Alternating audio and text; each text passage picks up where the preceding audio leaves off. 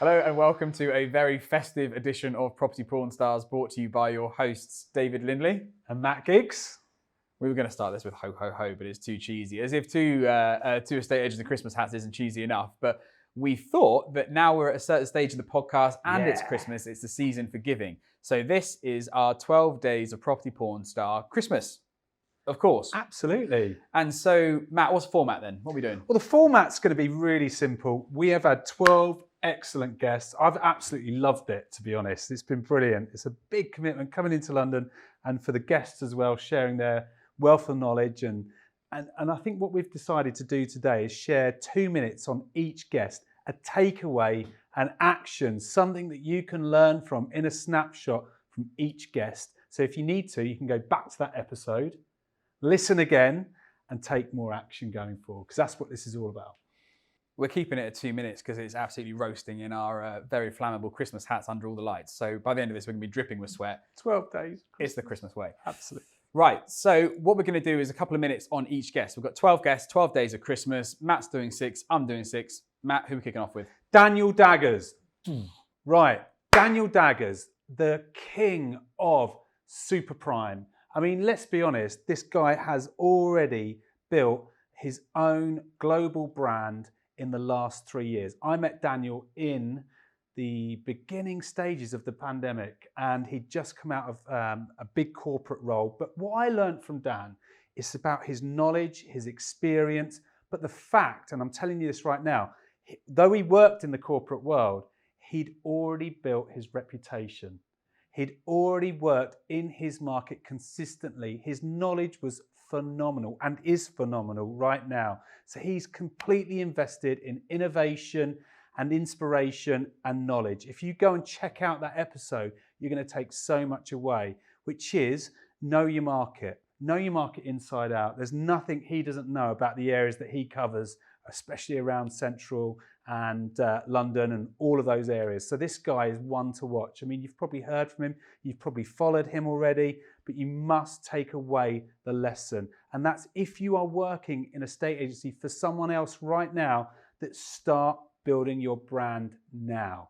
That's my takeaway. I agree. It's something that's come up with lots of our guests, actually, is building your personal brand, whether you are doing something by yourself, whether you're working as an employed role. Even if you don't want to do something on your own, it's protection.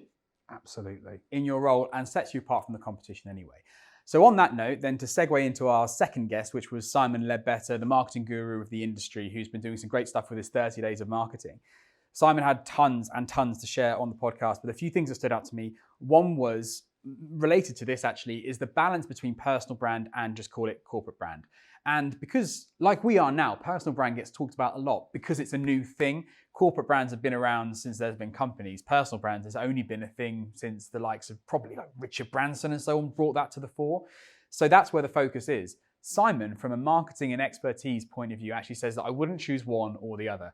What the beauty is having the combination of a corporate brand that a customer can know, like, trust, and build their awareness with, that differentiates you from the competition, built then with your personal brand, that when you're in the living room, they are the person, that personal connection, they buy into you, and your reputation precedes you when you're in the living room with the vendor. He said do both. And then one thing I'd add on to that is the concept of propinquity, which is the more that you see something, the more that you like it, the more that you trust it. And I guess in a nutshell, when we talk about personal brand, what we're talking about is getting ourselves out there on social media, being known, videography, posts, commenting, doing podcasts with ridiculous hats on. All these things are there to build up a sense of propinquity with your audience, with your customers. The more you see something, the more you like it, even if they have got a polyester hat on. Absolutely, that's a must. So the third guest, or the third episode highlights I want to share with you, was Ian's story of stories. And what I love about Ian is the fact that 5 or 6 years ago, when he reached out to me, he'd literally changed his whole way of looking at a estate agency. He was in a high volume, low fee model. And then within a year or whatever it was in the end, he went into a low volume, high fee model. And he couldn't be happier. You can see his passion, his delivery of high production, quality marketing. It shines through everything he does. and he packs value into the service and experience that he delivers. So just think about this for a minute.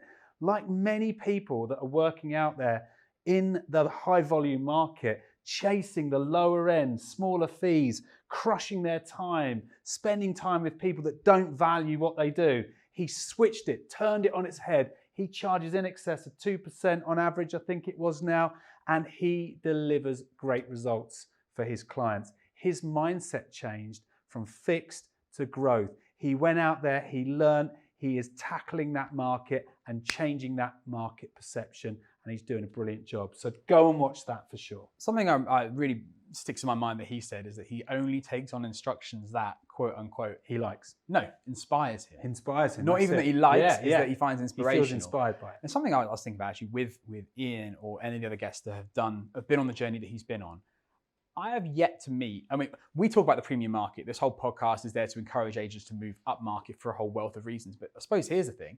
You ever met an agent who's gone up market and thought, no, I'm going to go back to the volume market? No, nor have I. No. And I've been in this market for a while and it's only just clicked with me. And I've never seen someone more do that experienced journey. agents are taking that step. Go, next one. That's it. So our next one was, this isn't a competition, but I think is our second most viewed, downloaded episode, and that's Simon Hawksley. And Simon's really interesting for a number of different reasons. He's not someone who you see very regularly on podcasts and putting himself out there in that regard, but his business model is incredibly interesting. I would really encourage you to watch that one, because even if you disagree with what he said, and it was quite controversial, I promise you, you'll come away from that episode with a different perspective on your estate agency business. Some examples I give of that is, firstly, is that Simon's business is, he intentionally constricts the supply of him as the agent. He only works with 3 families, and there he creates a waiting list of customers that want to work with him. He charges fees accordingly, because once you're on a waiting list, you reach the front of that waiting list, you're not going to quibble about the fee. And the other thing he does, which is so different, is Simon's not on Rightmove. There's no office. He charges 2.5% plus your VAT, and he does that in a really interesting way. His whole piece, and I'd encourage you to watch this, because hearing it from the horse's mouth is so much better. He says to clients, the industry average is 1.5%. That's what you get from any agent out there. For an extra 1%, here is what I can give you. And he does that by working collaboratively with other agents in the local area. So he'll work with another, he typically works with your kind of country houses, if you like. So he'll work with a country agent in the area. They're the ones who kept the board and the Rightmove and the publication of it. He is the one that has that personal connection, and he's the one that picks up the future clients from it. But it's such an interesting way of achieving 2.5% without Rightmove, which sounds like a myth, but is actually the reality. It's really, really interesting. The other thing he says, just on constricting supply, is he talks about the number of properties that you take on. So he said, if you take on 42 properties, for example, that means that every property you have is less than 3/4 of a day in your month. And how can you justify a fee if that's all you're giving those properties? And the other thing that he says is about photos and the numbers of photographs, which is really interesting. And his position on that is, you don't want to give a customer an excuse to not view a property by overexposing it online, and the photos that you load of a property become that property's digital footprint forever. Be very careful and very select about what you load online. And I thought that was a tactical point from a very strategic conversation, but a really interesting one. That is a particularly spicy conversation. I'd go back and watch that one. Absolutely. And the next episode was Russell Quirk. Speaking of spicy. Hated by the industry. And in fact, I'll tell you what happened. About 3 or 2.5 years ago, I first met him. But for 10 years before that, I'd probably watched him, listened to him, and thought, no, I completely disagree. When I got to really meet him and understand him, it made such a big difference. And in this episode, you get to find out why he was so controversial and outspoken. And I think that really helps you to understand his journey from being, in the industry as such and working on a cheap fee. Again, completely bestowing the virtues of cheap fees for many years that he was, to changing it on its head and going into a higher fee mindset. But I'm going to talk about PR with Russell.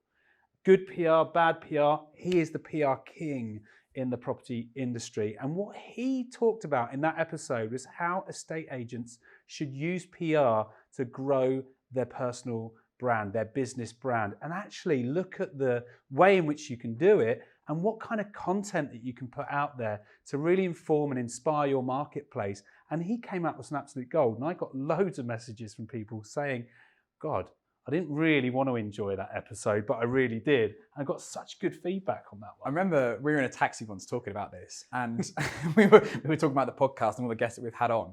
And you turned around and said, who is the guest you've had the best feedback of everyone you've had on? I was like, it was Russell. Yeah. And he Yeah. said the same thing. And that's amazing considering he was for several years, as you say, putting himself Hated. out there as the nemesis of estate agency industry. But do you know what I would say is he really speaks his mind. He doesn't hide away from his opinions. And I think we could all learn a lot of lessons from that, because actually debate is healthy. You don't have to necessarily always think that you're right, but it's interesting that debate is a healthy way of looking at the way he conducts himself on the social channels. But just on that note, PR guys, if you want to look at how to reach different areas of your marketplace and become known in your market for the experience and knowledge which you've no doubt got, look at your PR. Look at that episode, learn from that episode, and take something away, which I know you can do to inspire and impact your business. So our next guest was someone who's often on the other side of the interviewing table, or sofa, I should say, was Chris Watkin. And it was really interesting to talk to him because he's someone who has produced, I think, in excess of 2,000 videos from interviews with fascinating people from across the industry. So to get that amount of knowledge distilled into one person, then the opportunity to interview that person was fantastic. And again, we've had awesome feedback from our conversation with Chris. There's a few things that stood out to me about the conversation with Chris was that, firstly, about how we need to appeal to different sides of the brain. So Chris says that 1 in 20 decisions are based on logic, the other 19 are based on emotion. We are emotional creatures. We buy on emotion rather than logic. As much as we tell ourselves we buy, or we instruct an agent based on logic, more often than not, it's emotion. And the way to do it is to get the logical side of the brain to sign off the emotional side. And we've all been there where you justify a purchase to yourself somehow. You think, I shouldn't be splurging this money, but I can make it up to myself this way or another. The key to do that in a estate agency is through the power of stories. And when we say stories, because we drilled him on this a little bit, and it's worth listening to what he says on this. And I said, well, what do you mean by stories? And really what he means by stories is your reputation, what people know about you before they've met you. And I suppose a lot of that comes back to what you're putting out there for people to see about you, be that on social media or commenting or about PR.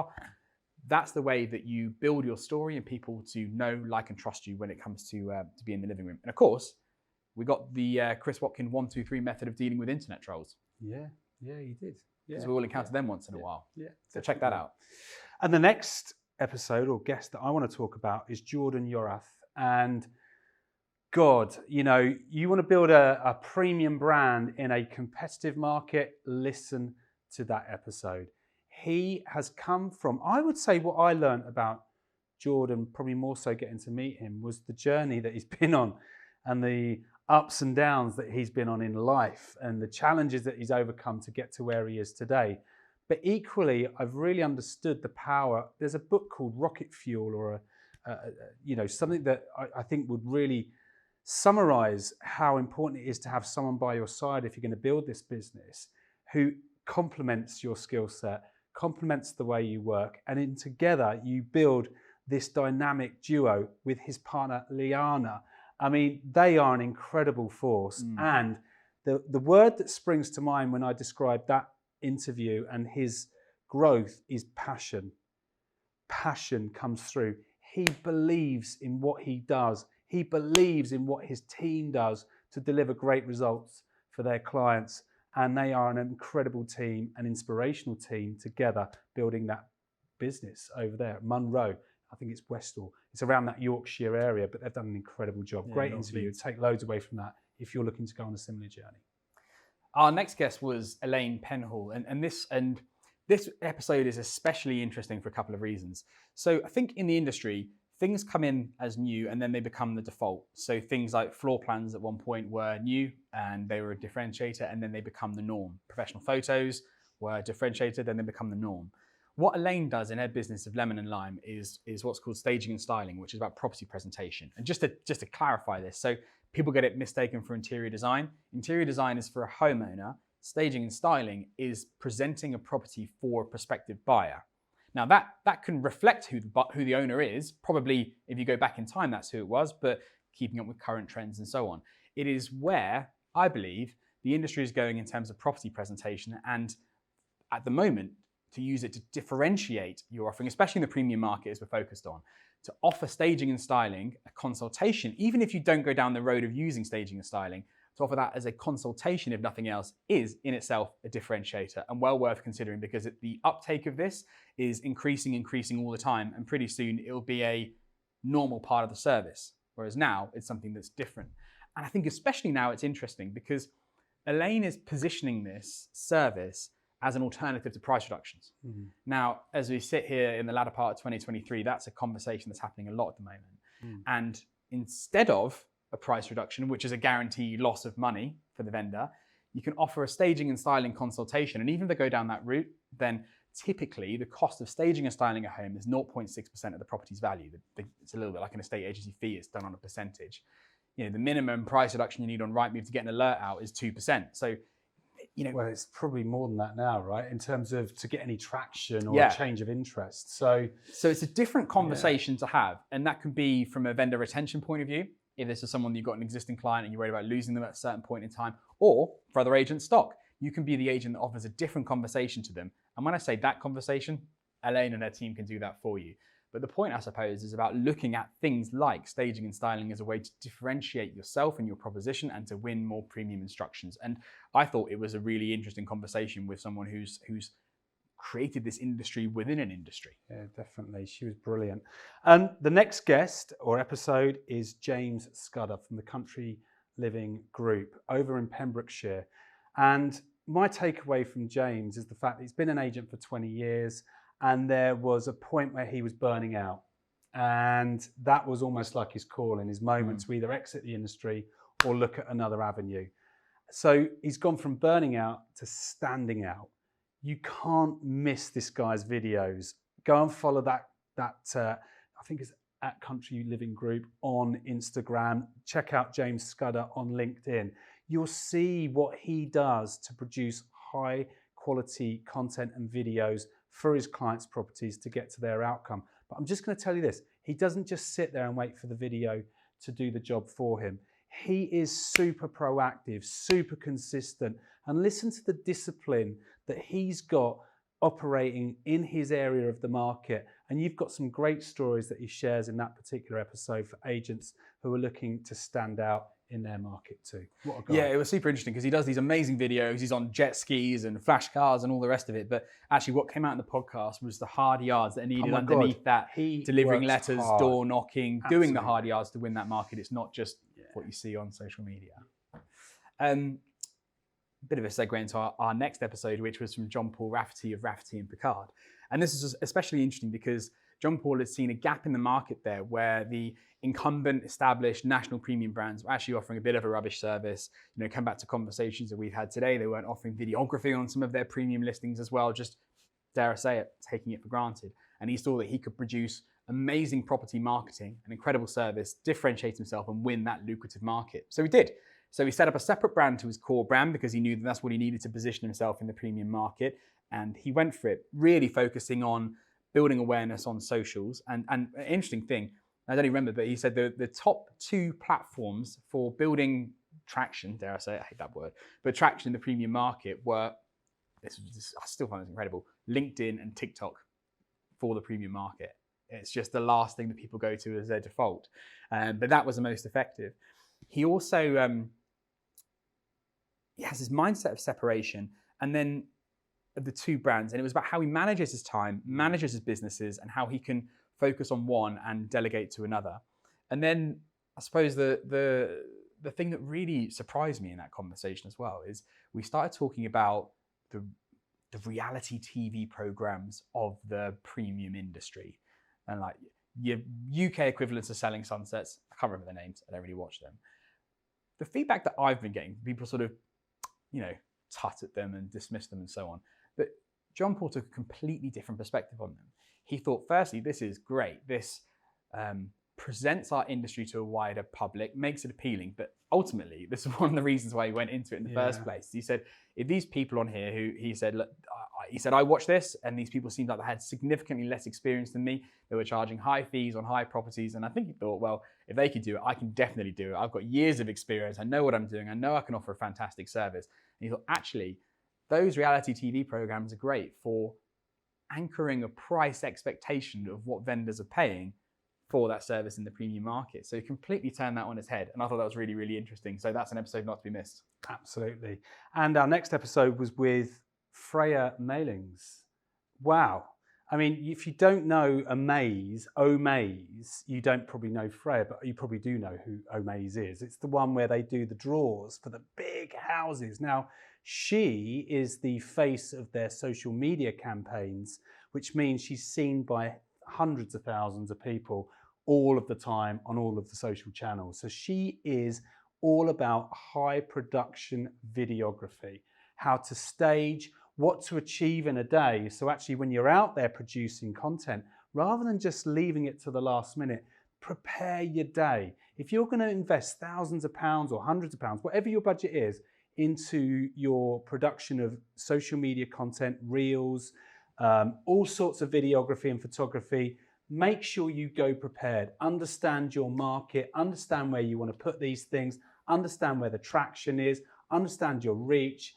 And she really went into a lot of detail as to how she's done that. Also working alongside the likes of Simon Hawksley in her earlier years when they were looking at high production video content and why they did that for their clients and what the results and outcome were. So she really did share a lot more detail in that journey and how she's put herself out there on socials and what it's led to by being open-minded, but being more fluid around the way in which she's built her own personal brand and career. And I think what was really interesting for her to say, and maybe this is reassuring in a way, is so let's bear in mind, Freya is a professional property presenter. To camera, that's what she does, that's her livelihood. But even then, she goes back and okay, being on camera is uncomfortable. Even worse is going back and watching yourself on camera. God knows everyone hates that. Especially with a dodgy hat on. But especially with the dodgy hat on. But she goes back and watches everything she does.